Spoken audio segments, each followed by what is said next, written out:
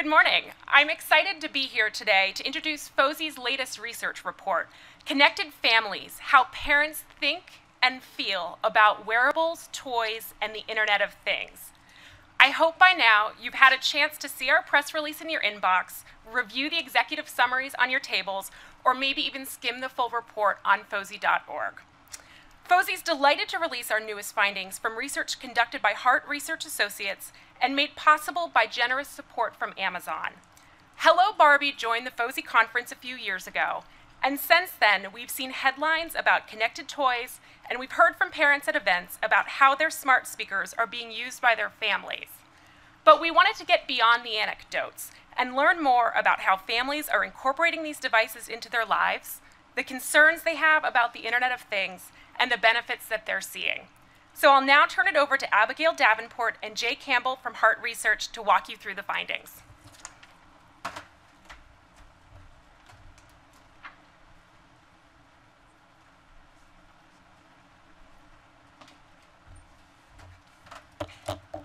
Good morning, everyone.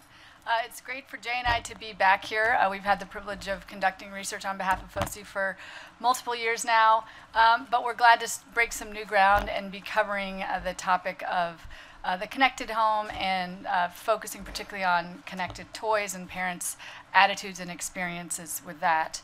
As a parent of a 10-year-old, I had to remember how old he was, a 10-year-old and a 14-year-old, I'm going through a lot of these things personally, so from a professional perspective, it's great to be doing the research, but also I'm learning as I go.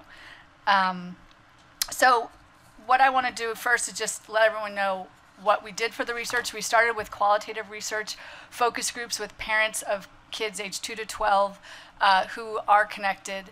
And we had one of those groups with parents of kids who actually have connected toys, and that group was connected online. We had parents from across the country. That was exploratory research, which then informed the survey that we did in September, where we interviewed 601 parents of connected kids. In order to qualify for the survey, parents have a child aged 2 to 12 who uses the internet at least some and has access to at least one of 5 connected devices. And what you'll see next is these parents are parents of kids that are extremely plugged in. We see here the proportion of parents who say their child has access to these various devices. And you can see that 8 in 10 and more parents say their kids have access to a tablet, to a cell phone or a smartphone, to a desktop or a laptop, or to a video gaming console. 67% of these parents said their child has their own tablet. 50% said their child has their own gaming console. 31% said their child has a connected toy. We did provide them a list of examples and showed them some pictures so that they knew what we were speaking about. And an additional 4% of parents said another child in their household had a connected toy. Wearables, about a little over 3 in 10 parents said they have them in the household, but only 10% said their child has a wearable themselves. If we look at all of this, you can see these are quite connected kids. They're really plugged in. 45% of these parents said their child had 3 or more of these devices. So they're not just accessing content on one, but they're using multiple devices throughout the day. We also got a sense that there are sort of 2 groups of parents. Parents who've made the decision to allow their kids to have these various devices. Many of them have done so at a fairly young age. Again, this is a survey of parents of 2 to 12-year-olds. But for instance, with a tablet, 67% of parents say their child has their own tablet. They got it at an average age of 5.5. Those whose kids have not gotten them one, they're unfortunately going to have to wait a little bit longer. Parents said on average they expect about 11.5 or so that they would allow their child to have one. You see a similar dynamic with smartphones, except with smartphones, fewer parents say their child have their own smartphone at this point, 34%. But those who allowed their child to have it, about 7.5 was the age. If their child doesn't have it, they're going to have to wait till they're about 13. And the one thing that we asked about that parents seem to wait the longest and to allow their child to have is a social media account. 28% of parents said their child aged 2 to 12 has a social media account. Among those who have it, they said their child got it when they were about 8. But the majority of parents, they say their child doesn't have it yet, and those parents are going to have their children wait longer, at least so they think. At this point, they expect age 14 to be around when they would allow to have it. So there are kind of different groups of parents here that we're dealing with, some whose kids are having multiple devices and are getting online and accessing content quite early, and others who expect their child to wait longer to have access to their own devices. We also wanted to understand, there's a lot of talk of the Internet of Things. That's certainly something that you probably talk a lot about. It's important to have the perspective of your audience, and you should be aware that 47% of parents, when we asked them about the Internet of Things and their feelings about it, said that they were unfamiliar with the term. So if you're talking about that, you're missing almost half of parents who sort of say, I don't really know what that is. We did then provide them an example of an explanation of what that was, as well as examples of some of the things that make it up, including wearables, connected toys, smart home devices, smart speakers. And when we provided that example, parents had a quite positive reaction. 61% said that they had a favorable feeling about it, including 26% who were very favorable. Only 15% had a negative or unfavorable reaction. So as you're communicating and talking with parents, it's important to meet them where they are. And at this point in time, Internet of Things is not a widely known and understood term among parents. That said, when we did explain to them what it was, 58% of parents said they recognize that it's playing a role in their life and affecting their families right now. And they certainly see that it's going to have an increasing impact on their families' lives as time goes on. So in 10 years, 79% of parents think it's going to have affect their family a fair amount or a great deal. 45% of those said a great deal. So there's an understanding, once they're made familiar with what the Internet of Things is, that it's affecting them. They've already told us that their kids are using a lot of these devices and they're in their homes, and they recognize that's only going to be increasing. And we also wanted to understand, well, what are the devices, the sort of smart home devices that parents say they have in their house? So these parents of connected kids. On the right side, you see the grayed kind of column.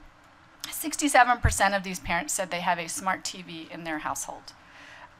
It drops notably when we get to the other connected smart home devices, but 23% say they have a voice-controlled internet-connected speaker or smart speaker.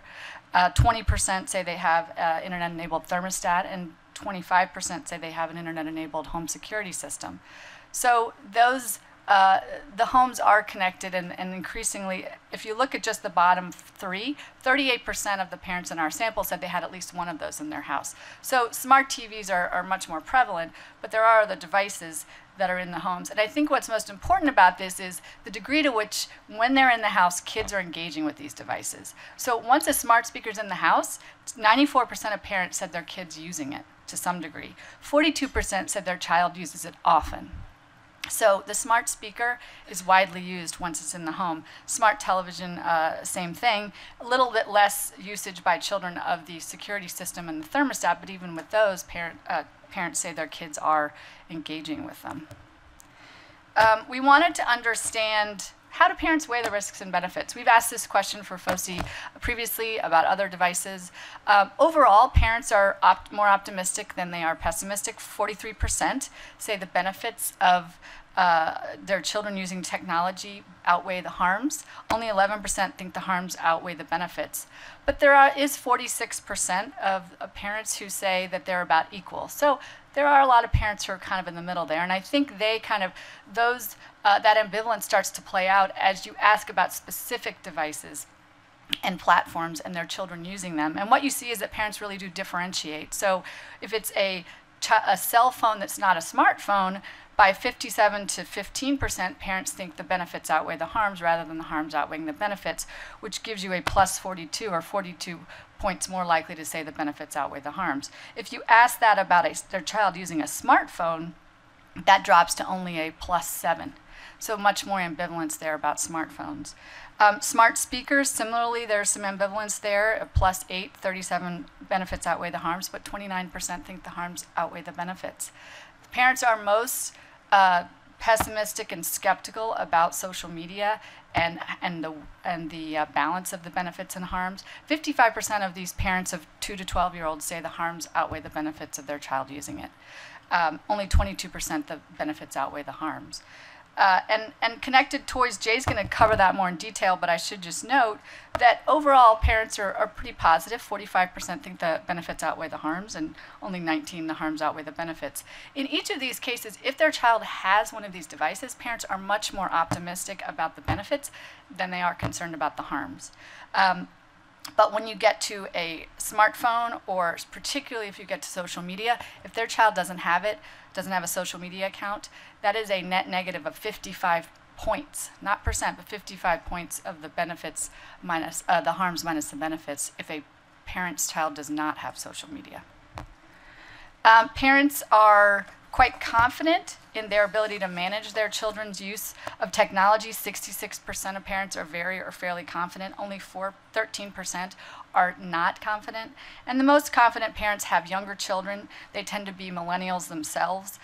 They tend to be mothers and less educated, and also parents who use technology to a great deal themselves. This chart we thought was quite interesting because the more devices they say their child has, the more confident parents feel in managing their kids' technology use. So 72% of those whose kids have 3 or more devices say they're confident. It's only 51% if their child does not have any of their own devices.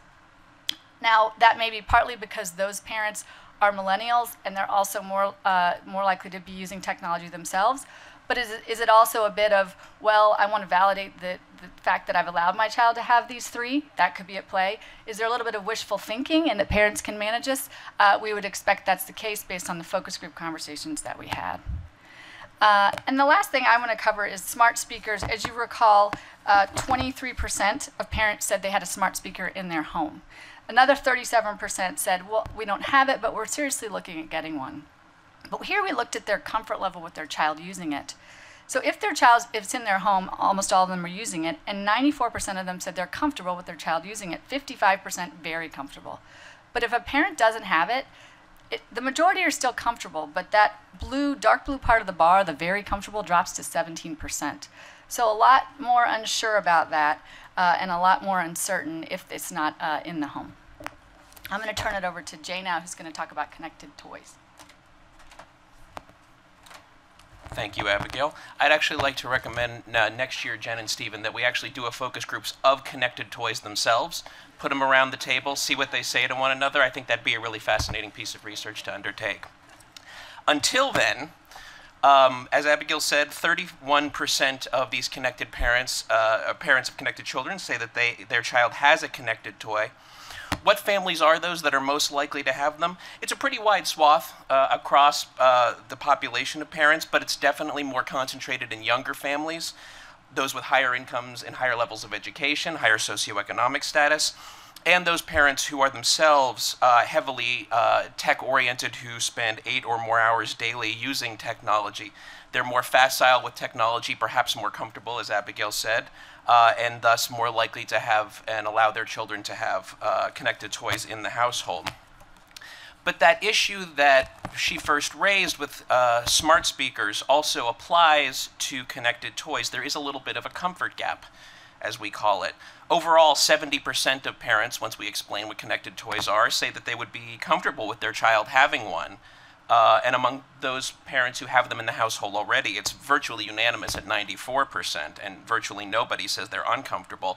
A lot more narrow if there's not one in the household at this time. 59% of parents whose kids do not have one say they'd be comfortable, versus 41% who say that they would not be comfortable. And again, the intensity gap there between the very comfortable parents on the one side whose kids do have it, 56%, versus only 15% of those parents whose children do not have one say they would be very comfortable with it. And, you know, so part and parcel of this was trying to understand a relatively new technology, what parents might see as the benefits of connected toys, what might they appreciate and understand. So we provided them, both in the focus groups and in the survey, 4 sort of key benefits that are widely acknowledged for connected toys. The idea that they can help children with special needs, that they can have tailored learning that, that lets children learn things like foreign language or how to code on computers. That they have a GPS, many of them included, that lets parents have a little bit of peace of mind for what their children are doing and where they are, while at the same time allowing more freedom for children. And then finally, that they provide a new and immersive way to play that can enhance children's social and emotional learning. And we asked people for each of these, how important is this as a benefit? And as you can see, widely speaking, parents do see them all as being beneficial.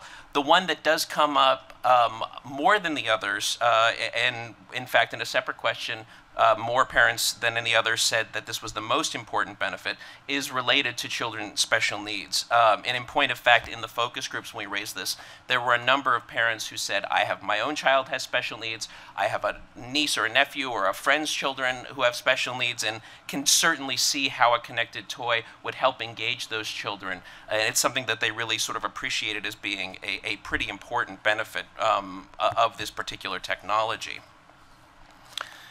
We followed up with a question among those parents whose children do have a connected toy, trying to understand whether they know and appreciate and have a good understanding of the privacy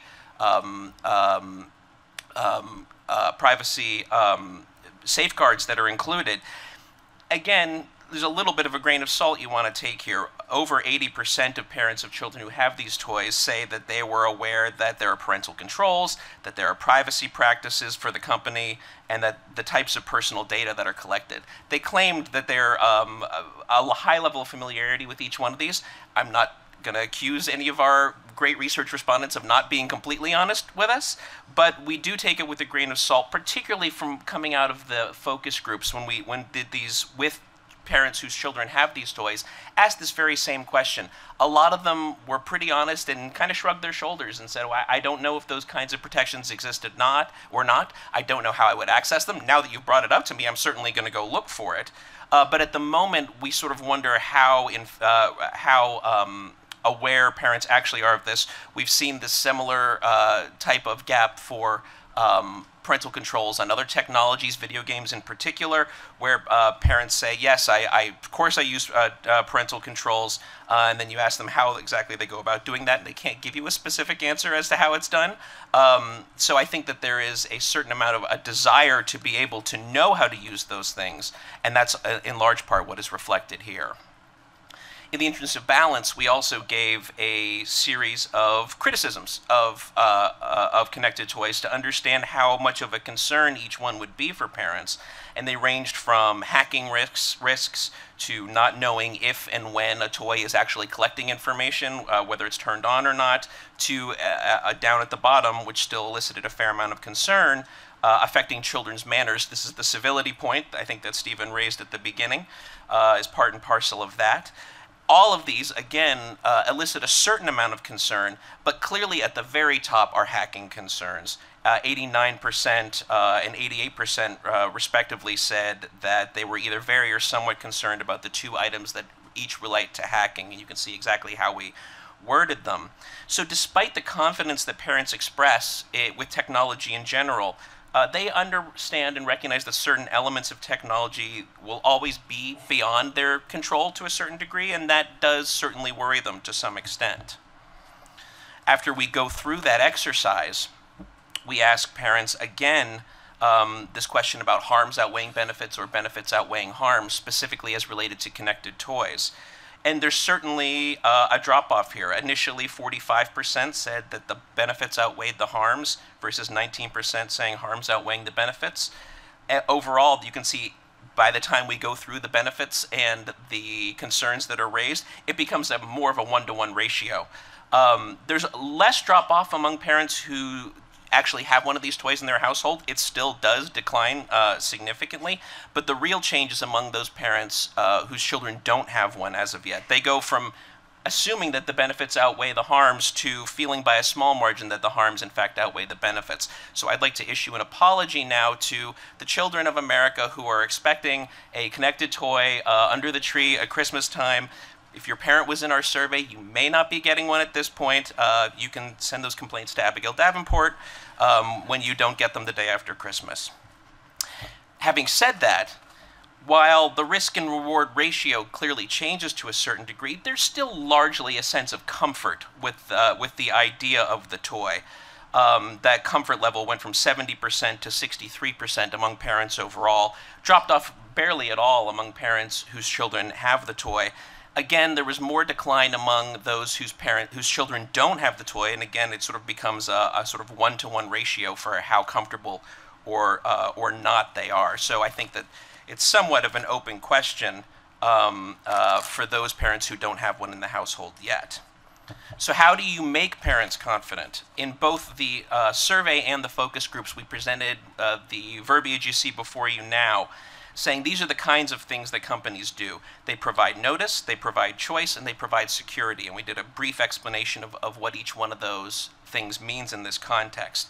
If companies adhere to all these pillars, people in the focus group told us, that goes a long way to increasing their comfort level and giving them a sense of control. And in fact, many in the focus groups added a fourth pillar, which would be access. How do parents access that data that's being collected by the connected toy so they can see it and, again, understand if it's being harmful or helpful to them as parents and see kind of the kinds of ways in which their children are using the toy.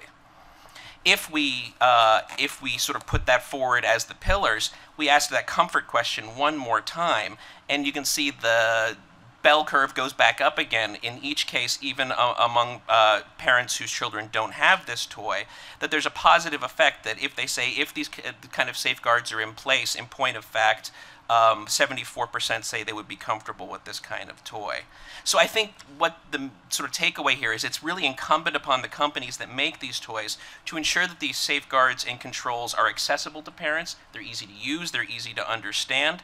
If they are, it really does go a long way in earning and keeping parents' trust, again, to use Stephen's other word, and confidence in connected technology as parents do see it continue to expand into other parts of their lives, other parts of their children's lives. Growing and nurturing that confidence is going to be a really important step. Thank you both. Thank you all very much. We appreciate having the opportunity.